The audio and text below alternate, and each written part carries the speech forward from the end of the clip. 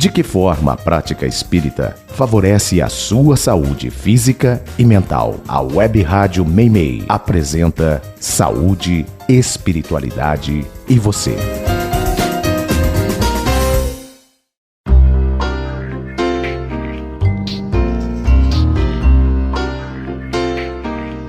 Olá, amigos e amigas, meu nome é Luiz Gustavo Mariotti, sou médico geriatra e membro da Associação Médica Espírita de Botucatu. Hoje eu venho até vocês para falar sobre o tema aborto, um tema atual, já que a presidente do Supremo Tribunal Federal, ministra Rosa Weber, marcou para essa última semana o julgamento sobre a descriminalização do aborto até a 12ª semana de gravidez. Bom, é importante que a gente diga inicialmente que o abortamento, ou aborto, é a interrupção de uma gravidez, em qualquer período gestacional que cause a morte do concepto. Embora comumente se utilize o termo aborto como sinônimo de abortamento, existe uma diferença conceitual dentro da medicina. Na medicina, conveniou-se que o abortamento é a interrupção da gravidez até a 22ª semana de gestação, onde o concepto pesa geralmente menos do que 500 gramas, sendo o aborto o resultado do abortamento, ou seja, o próprio concepto morto. Após esse período, a interrupção é considerada como parto prematuro, ou se houver o óbito do feto, este é considerado natimorto. Já dentro do conceito jurídico penal, o aborto é sinônimo de abortamento e se trata da interrupção da gestação a qualquer tempo, com o dolo, a intenção de causar a morte do concepto. Apesar da distinção conceitual entre aborto e abortamento na medicina, a palavra aborto permanece sendo usualmente utilizada como sinônimo de abortamento. Dado ao caráter generalizado desses dois termos, para nós é indiferente utilizar a palavra aborto ou abortamento. O aborto pode ocorrer de forma espontânea ou de forma deliberada, chamado de aborto induzido, voluntário ou provocado. No espontâneo, a interrupção ocorre em consequência de vários fatores de ordem natural, isto é, a expulsão do concepto é realizada pelo próprio organismo sem a interferência externa e pode ocorrer devido a doenças da gestação, problemas genéticos do embrião ou traumas físicos ou psíquicos. O aborto provocado, também chamado voluntário ou induzido, por sua vez é aquele que é realizado com o objetivo de eliminar o embrião ou feto, seja ou não com assistência médica, sofrendo a interferência de agentes mecânicos ou químicos. No Brasil, o aborto é crime exceto em 3 casos. Primeiro, quando a gravidez é causada por estupro. Segundo, quando existe risco de morte para a mãe. E terceiro, se o feto for anencéfalo, que é uma malformação cerebral. E embora a grande maioria da população brasileira seja contrária à liberação do aborto, de tempos em tempos ocorrem vários movimentos a favor da descriminalização e da liberação do aborto. Isso porque existe uma pressão muito grande em nível mundial para a liberação do aborto com a finalidade de maior controle da natalidade e por interesses econômicos. Essa pressão ocorre em todos os países e conta com o apoio de várias organizações internacionais e nacionais. Por exemplo, em 1952, a proposta do aborto como forma de controle da natalidade passou a tomar um grande impulso através do empenho do bilionário John Rockefeller, que considerava o crescimento populacional no mundo uma ameaça à soberania americana. Na época, Rockefeller passou a investir em projetos de controle demográfico e criou, juntamente com 26 especialistas em demografia, o chamado Conselho Populacional. Rockefeller investiu milhares de dólares para promover o controle demográfico, conseguindo estabelecer em diversos países, nos 5 continentes, departamentos de demografia, fábricas de dispositivos intrauterinos, chamado DIU, e programas de planejamento familiar, que passaram ao longo dos anos a receber e dar apoio a várias instituições e empresas privadas. Em 1994, na Conferência Populacional realizada no Cairo, a ONU manifestou adesão ao controle demográfico e passou a defender os conceitos definidos pelas grandes fundações internacionais como direitos reprodutivos, acesso ao serviço de abortos, onde já foi legalizado, e apoio para ONGs cooperarem e supervisionarem os governos na prestação dos serviços de saúde reprodutiva.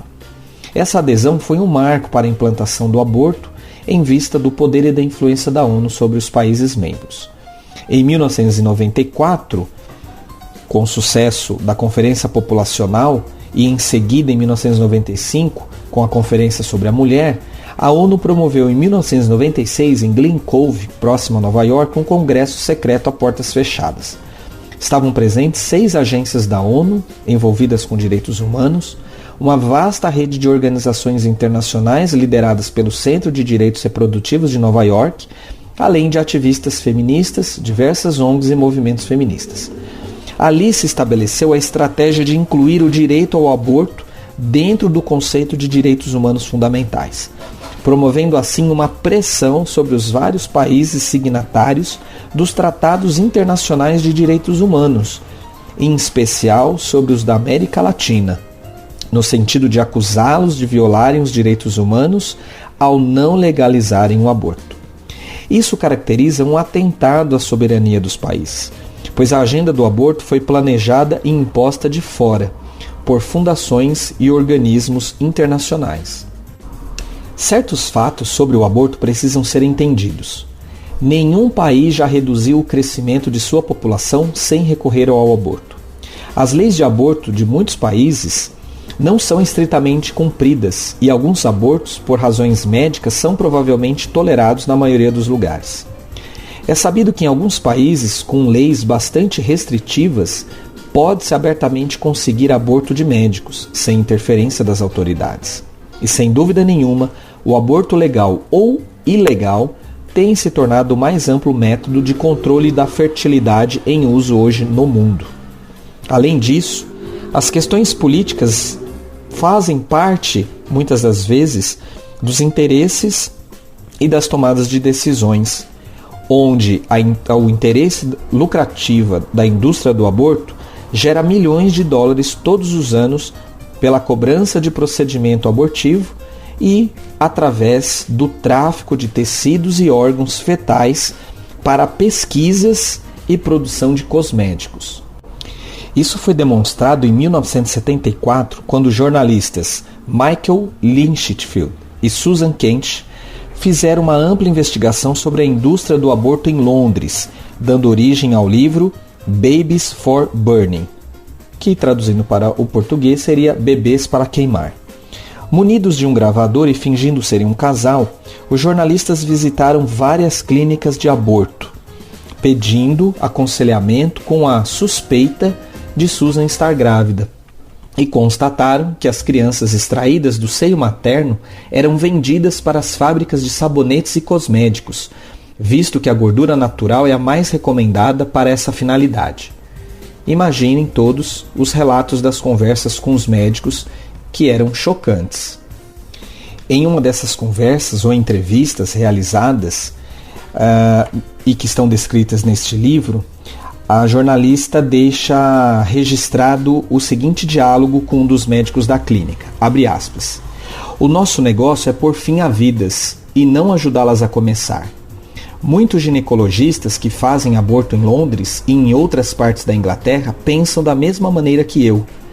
Mas devemos ser homens de ciência e não homens de emoção. Devemos ver através do nevoeiro do sentimentalismo. A vida humana é uma coisa que pode ser controlada, condicionada e destruída como qualquer máquina. Então, poderemos fazer uma espécie de contrato. Será provavelmente uma espécie de contrato entre cavalheiros. Eu fiz assim com a outra firma. Agora, nem uma palavra com ninguém, por favor. Temos que ser muito, muito discretos. Depois falaremos de dinheiro e os lucros serão mútuos. Seremos amigos? Espero que sim." Fecha aspas. E o que impressiona é que esse comércio, embora sendo antigo e conhecido pela sociedade, ainda permanece vigente, mostrando que a indiferença da sociedade é a grande sustentadora de crimes e de injustiças sociais.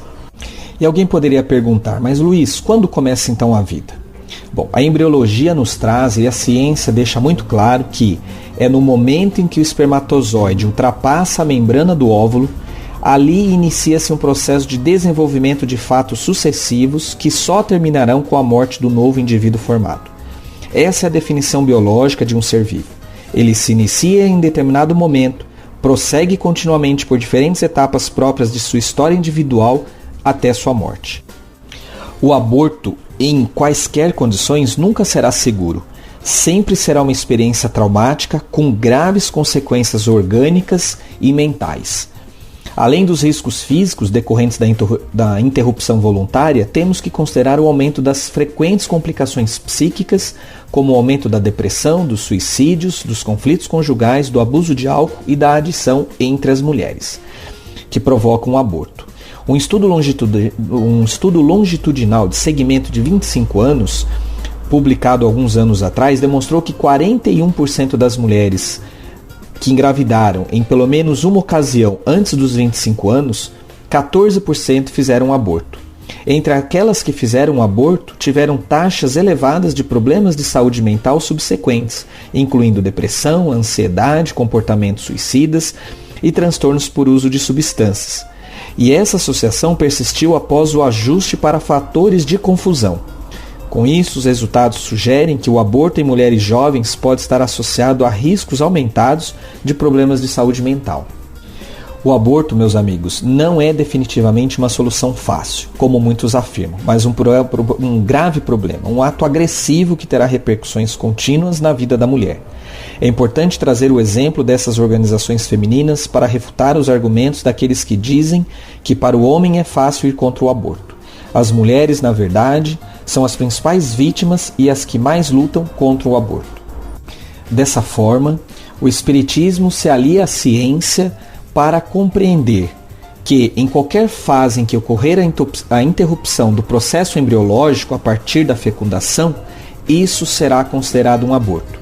É o que nós encontramos na questão 344 do Livro dos Espíritos, onde a espiritualidade responde à indagação de Allan Kardec. Em que momento a alma se une ao corpo?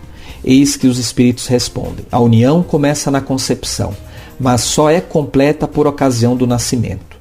Desde o instante da concepção, o espírito designado para habitar certo corpo, a este se liga por um laço fluídico, que cada vez mais vai se apertando até o instante em que a criança vê a luz. O grito que o recém-nascido solta anuncia que ela se conta no número dos vivos e dos servos de Deus. E em seguida, é importante a gente destacar o comentário na questão 358, onde a espiritualidade responde a um outro questionamento feito por Kardec, onde ele pergunta: constitui crime a provocação do aborto em qualquer período da gestação? E eis que os espíritos respondem a ele: há crime sempre que transgredis a lei de Deus. Uma mãe, ou quem quer que seja, cometerá crime sempre que tirar a vida a uma criança antes do seu nascimento. Por isso, que impede uma alma de passar pelas provas a que serviria de instrumento o corpo que se estava formando.